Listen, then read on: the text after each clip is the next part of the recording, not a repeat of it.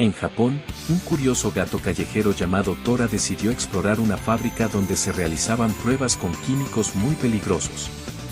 Sin embargo, su aventura tomó un giro inesperado cuando accidentalmente cayó en una tina radioactiva. En lugar de sufrir daños, el gato adquirió poderes extraordinarios, su pelaje se volvió brillante y sus habilidades físicas aumentaron considerablemente.